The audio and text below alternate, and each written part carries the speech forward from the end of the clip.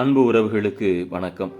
இன்றைய நாளில் நாம் பார்க்க இருக்கக்கூடிய புனித ஆக்னஸ் கிபி 292 ஆண்டிலிருந்து கிபி 305 ஆண்டு வரை வெறும் 13 ஆண்டுகளே வாழ்ந்தவராக இவரை பற்றிய வாழ்க்கை குறிப்பு நமக்கு சொல்லப்படுகிறது. ஆக்னஸ் சிறு வயதிலேயே தன்னை கடவுளுக்கு அர்ப்பணித்து அவர் ஒருவருக்காக வாழ்ந்து வந்தார். அக்காலத்தில் நிறைய ஆண்கள் ஆக்னஸின் அழகில் மயங்கி அவளை மணமுடித்துக் கொள்ள போட்டி போட்டுக் கொண்டிருந்தார்கள். நான் ஆண்டவருக்கு என்னை அர்ப்பணித்து விட்டேன், அதனால் யாரையும் மணமுடிப்பதாய் இல்லை என்று அவர் தன்னுடைய விருப்பத்தை தெரிவித்தார். இந்த சூழ்நிலையில் அவர் மீது ஆசை கொண்ட இளைஞன் ஒருவர் ஆக்னஸை கட்டி இழுத்து சென்று அவரை விபச்சார விடுதியில் தள்ளினான். அங்கே ஆக்னஸ் அடைந்த கொடுமைகளுக்கு அளவே இல்லை.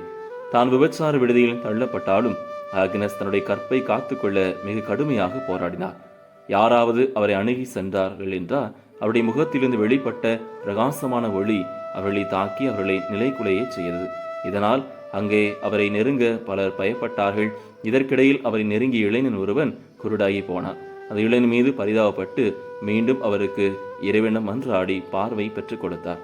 இவ்வாறு தன்னுடைய வாழ்நாள் முழுவதும் தன்னுடைய புனிதத்தை காப்பாற்றிக் கொள்ள கடவுளுக்கு உகந்த நறுமணம் கமழும் பலியாக தன்னை ஒப்புக் கொடுத்தார் புனித ஆக்னஸ்.